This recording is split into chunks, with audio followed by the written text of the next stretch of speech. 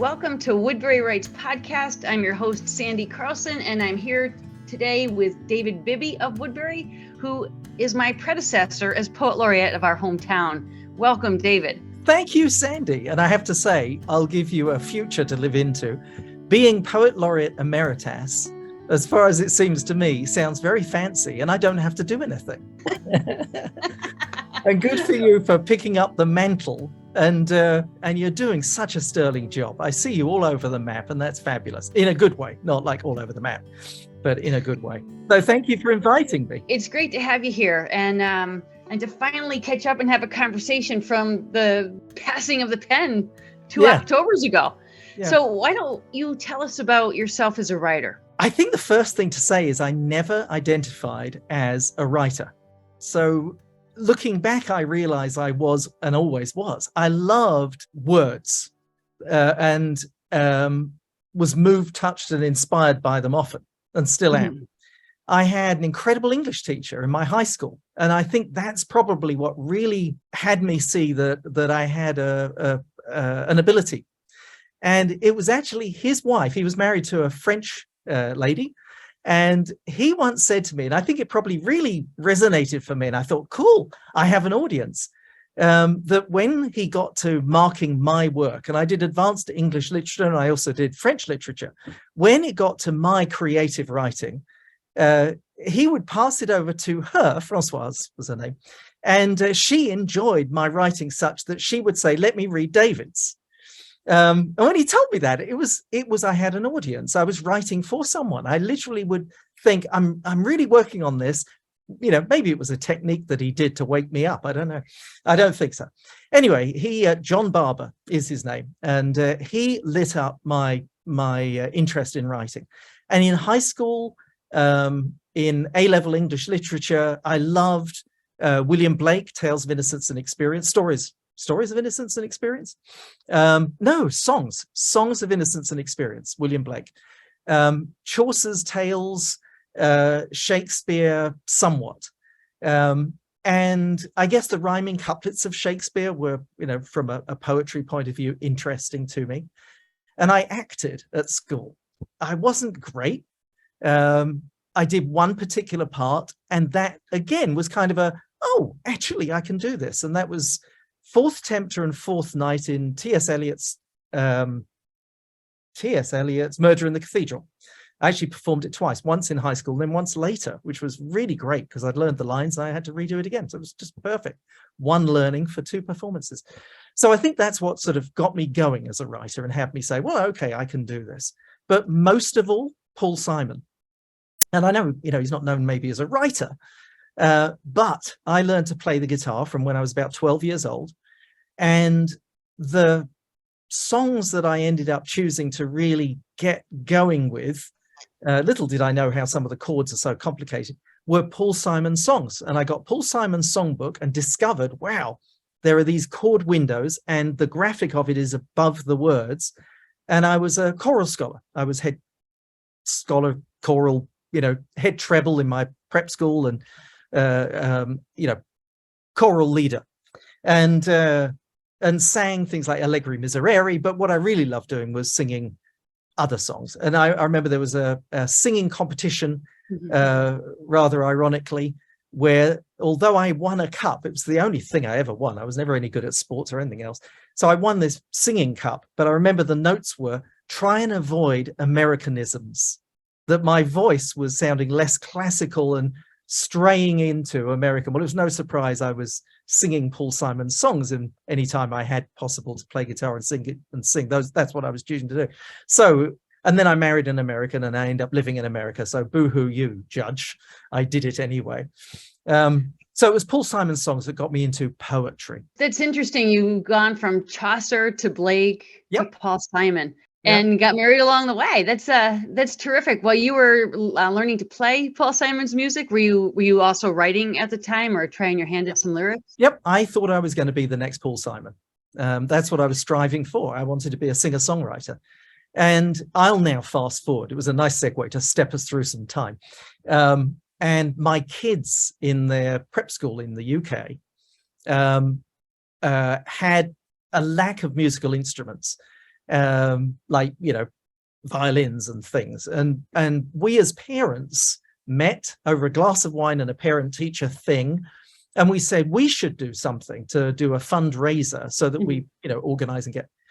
1 year later, it still hadn't happened. And so I said to my wife that I could do it. I could do a show. I could sing. I can do stuff. And if other people want to join me, that would be fine, because I can't do rehearsals.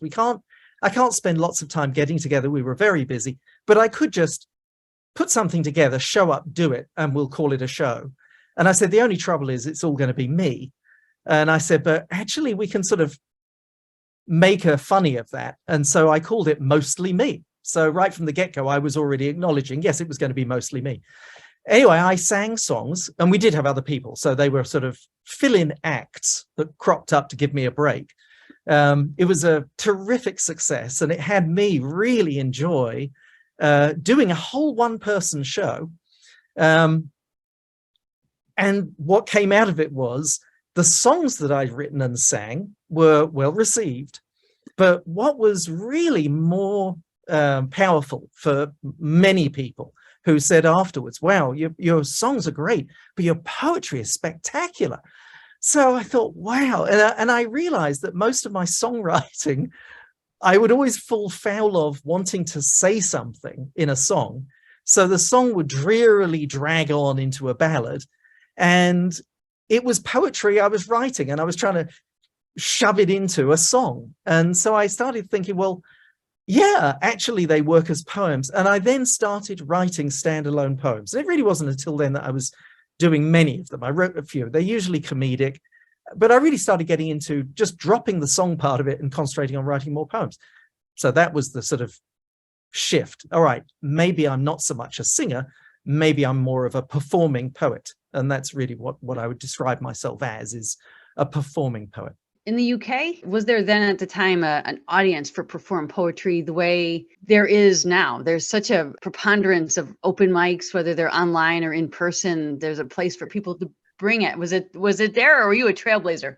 Maybe I was a trailblazer. I have no idea. I had no connection with poets, none whatsoever. I didn't do any performing of poetry other than that event. And it wasn't long after that we left the UK, and we actually took a year off with our kids and traveled. And then at the same time got into TV, because as we were traveling, we thought it would be a good idea perhaps to document it.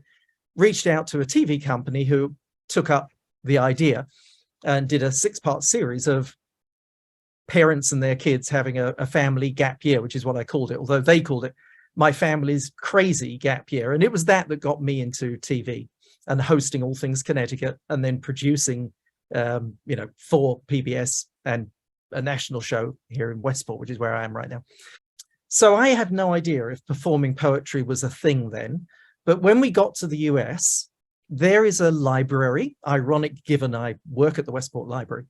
And it was Westchester Library. Mm-hmm. And Westchester Library put out a something that I happened upon. Oh, I went to a poetry meeting here when we were in the States. Small number of people in Newtown, somewhere in Newtown.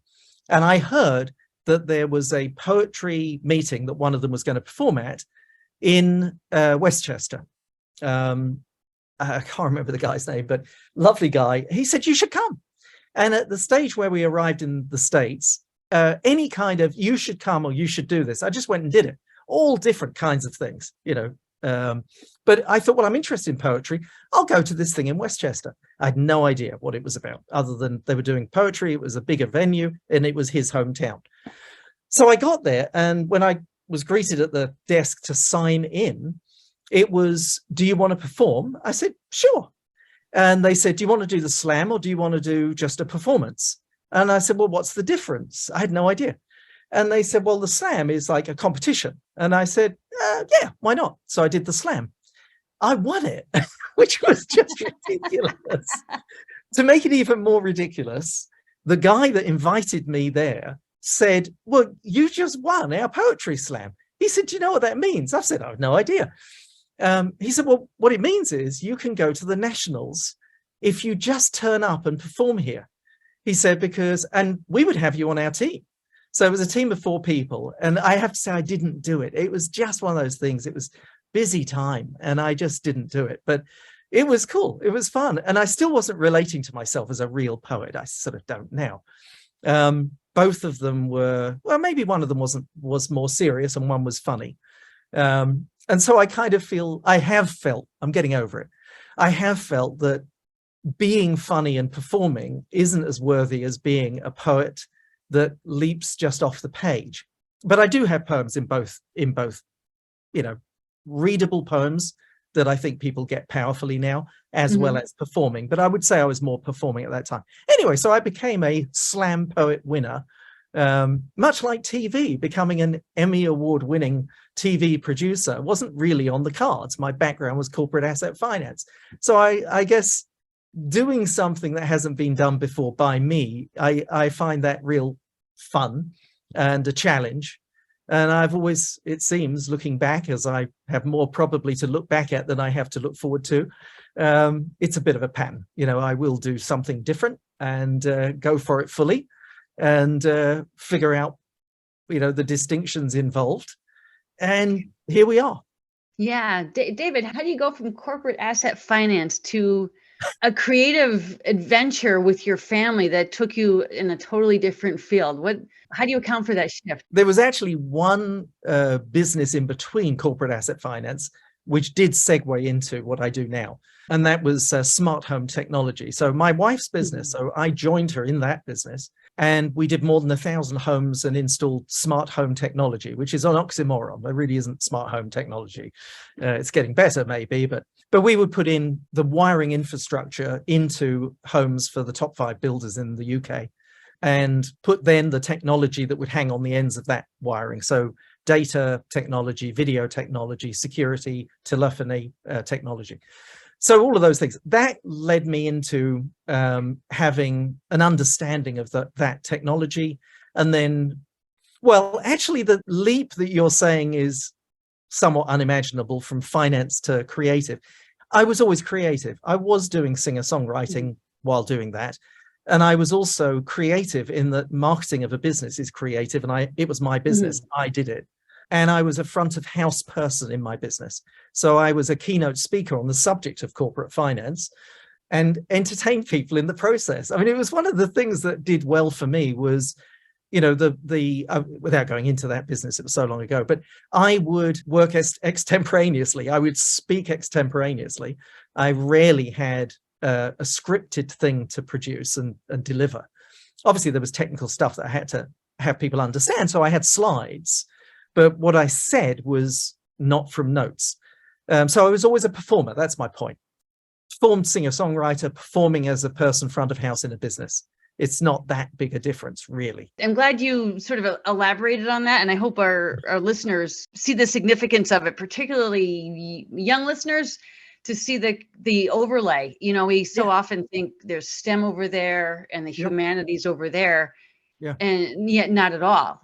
It sounds like you shifted your emphasis more into the arts once you. Well, look at today's world. I mean, what kid now doesn't have and should have skills with cameras? We all have iPhones.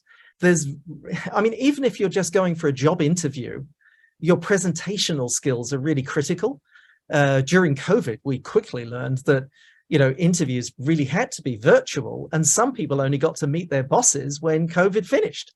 If it's something I think that's evolved, it is presentational skills, oral, written skills, but in particular oral skills are all the more valid. And one of the most terrifying things is my understanding is, everyone I think agrees, is public speaking. I definitely got over that, And I think if kids have an ability to get experience with public speaking, it's really critical. It opens up a whole load of possibilities for them that weren't available to them before. And the iPhone and selfies and all of that. I mean, take aside all of the TikTok and social media and all of the downside of some of it, which I acknowledge. There's a great upside to that technology. It has kids have a communication skill that maybe they didn't have. It might be a little shorthand for us older people than we might prefer, with emojis and weird ways of typing a word that we know isn't spelled that way, but it's communication, and it's important.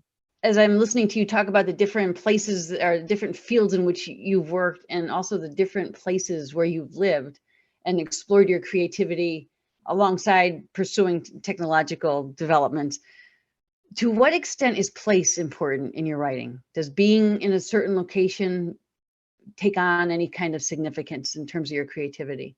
I mean, there are times. There was a time we lived in Hampstead in London, beautiful area.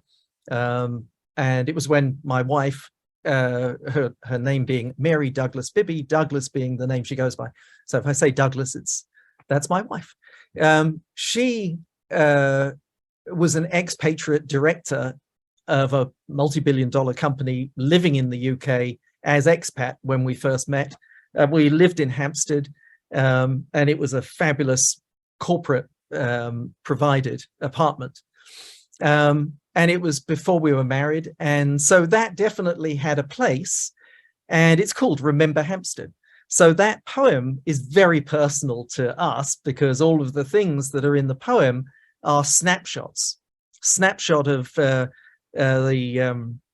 horse guards and the hussars, a mounted division of the military that would ride their horses through the road we were on, going up to Haverstock Hill, coming back, and it was cold, and I removed my shirt for the cold air's chill. The whole thing was about where we were. What's fascinating, I think, with place when I do that with a poem is I forget I wrote it, and you couldn't capture what you can capture, what I found I can capture sometimes in a descriptive poem that both weaves in and out of things that you see, hear, smell, touch, and memories that were created between people. So I think when I do a poem that's about place, it's usually that. I haven't typically written about, Ode to a Tree or poems about that kind of place, but I definitely have captured better than a video does, better than a song could, better than a piece of prose might, because it's kind of tight and like. I had the great good fortune of seeing Paul McCartney in a fairly intimate theatre in London do poems, and he said it well. He said that sometimes he can't do with a song what he'd like to do, and he gets to nail it with a poem. So he had a whole bunch of poems. It's almost like they were the ones that were on the cutting room floor from songs, and they were poems, and it was extraordinarily good. But he was a regular poet. It wasn't, you wouldn't say, wow, that's obviously exceptional because it's Paul McCartney. They were just great poems, and you can see they were things he wanted to say that didn't make it to song, but he wrote them as poems. And, so much of his songs are poems. But the art of the song that he does is very few lines. That was the thing. Often it's like when you break a song down, it's verse, chorus, bridge, chorus, out. And the verses are often like two of the same lines repeated in different ways, and there's a vibe to the song. You can't say it like you can in a poem. And that's exactly what he said. So back to place, that kind of description where you can nail the essence of a place in a poem that you can't in a video, you can't in a photo. I don't think you can in a piece of prose, is a great use of a poem for place. I would say if I just run that onto what I think I do most of in my poetry, my writing is inspired mostly by a fascination with life and people and who we be. We all do stuff, but who are we being? Speaking with people. It was one of the things that really endeared me to my wife. I said it the other day. My late mother used to say, who's she talking to now? Because we talk to strangers. I mean, it's not like a willful thing, and we don't seem to occur as weird when we do it, but I love people. I love all kinds of people from all walks of life that do all kinds of stuff. So a lot of my poems is about being and fascination with how we spend our time on earth, and what does it mean? I really do, and often in a very whimsical way. But that I would say is, if I have a thread through it, it's being. Who are we being as human beings? Right. And who's your audience primarily, David? Anyone that will listen.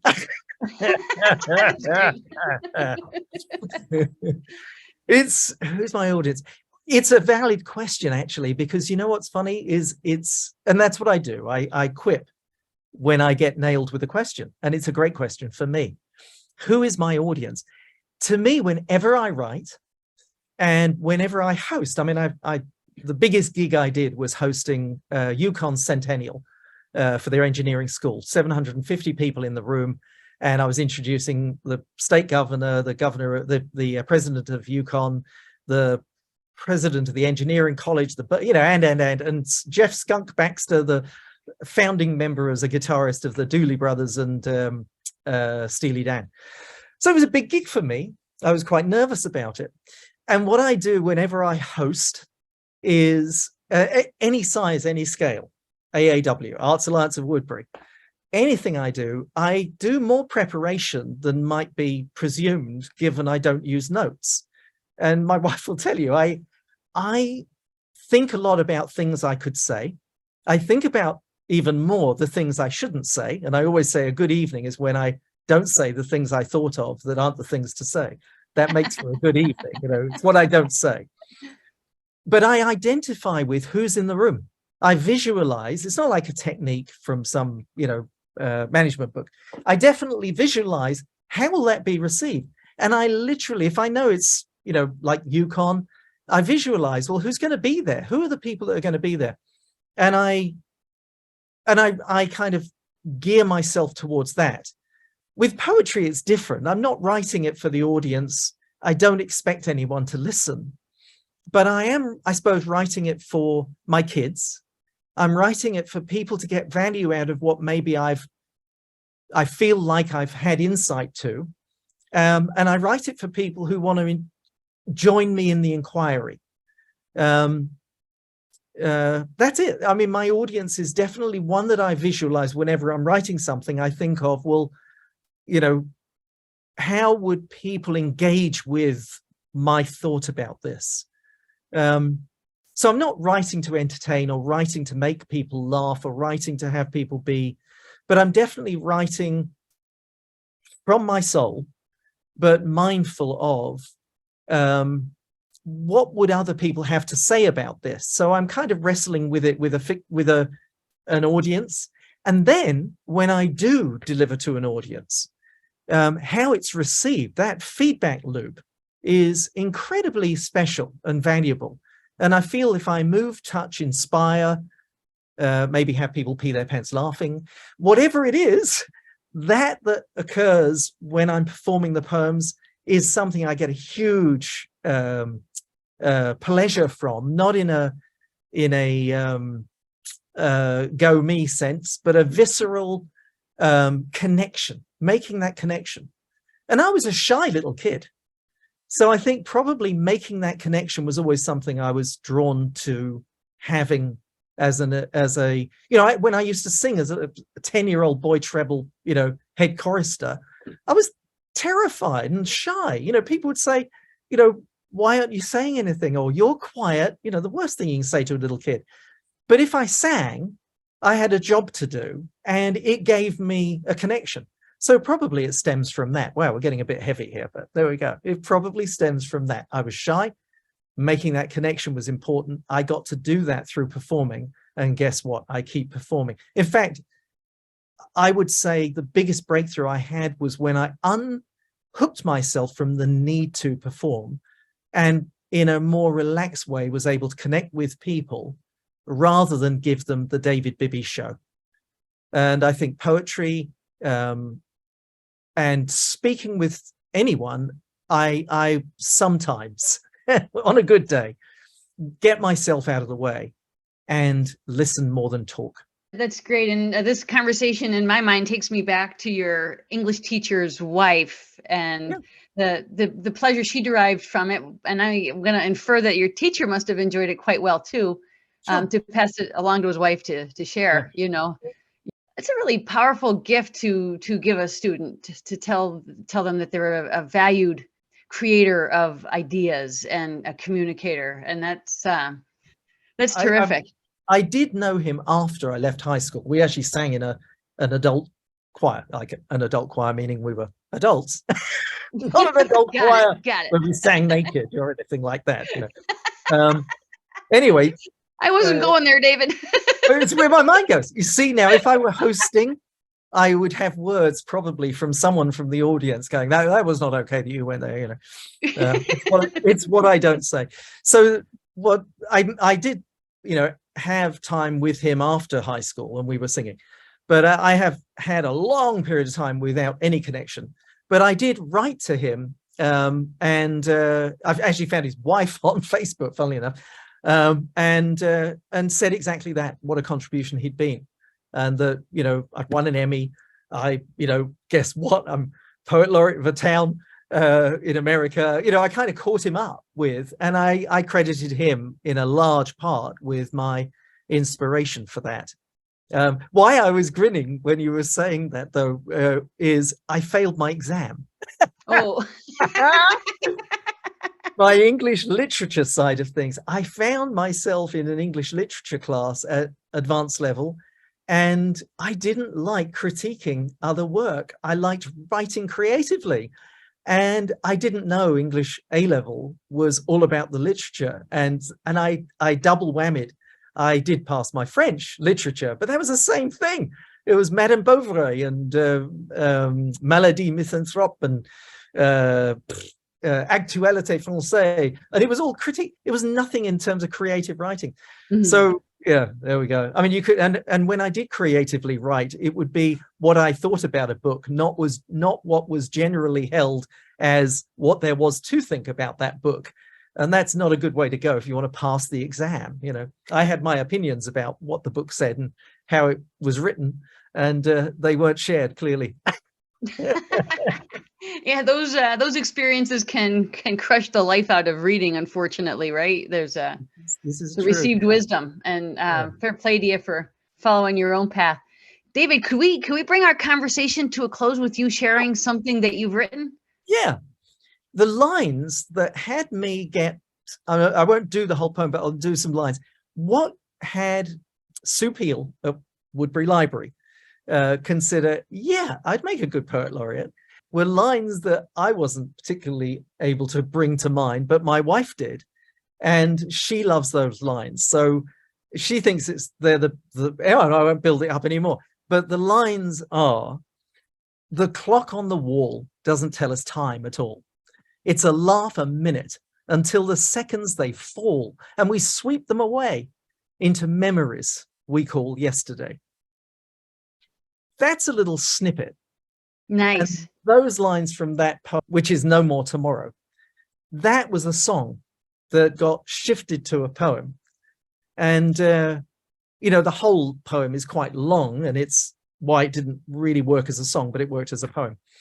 As for what would I share as a poem, I think, given especially, I said about the fact that I consider I mostly am fascinated by being, I would do a poem that is called I Choose. And the little intro to this is, it's been all over the place, this poem, shared mostly by our daughter. And I wrote it for our daughter. It was a school competition that she was invited to participate in, and she had to recite poems. And I said, poor kid, I said, would it be okay if I wrote you a poem and you can decide if you'd like to do it or not? And she, bless her heart, said yes. And she was, I think, 8 at the time. Yeah, she was 8 at the time. So it's her saying it, right? It's her speaking, not me. And it actually happened. She was in the back of the car. I used to drive both my son and daughter to school every day. And I'd love those conversations. And our way of being is a choice. That's my philosophy. You know, we have circumstances. Some can be shitty circumstances. Some can be amazingly great circumstances, but we have circumstances for sure. And who we are in the face of those circumstances is a choice. And that's the point, right? So bear in mind, this is our daughter, Mary, and this is the poem. And she's shared it even with a friend of hers at college that was kind of struggling a bit. She, the college friend, turned it into a bit of a thesis about the subject, using this as a useful tool of having this be part of that. Anyway, I'll get on with it. My daddy said to me on our way to school, "Who are you going to be today?" And what happened? It's kind of cool. I said, "I don't know." He said, "Well, who should I ask?" I said, "Okay, here I go. I accept the task." I could choose angry, stomping round and round, beating both my fists upon the dirty ground. I could choose frustrated, tearing out my hair, intolerant and annoyed and full of my despair. I could choose confident and look you in the eye, going for it fully, no shilly-shally try. I could choose bored. What is there to do? Are we nearly there yet? And Dad, I need a poo. I could choose happy, a cat that got the cream. So happy, in point of fact, I think I may just scream. Wow, now I get it. Do you see?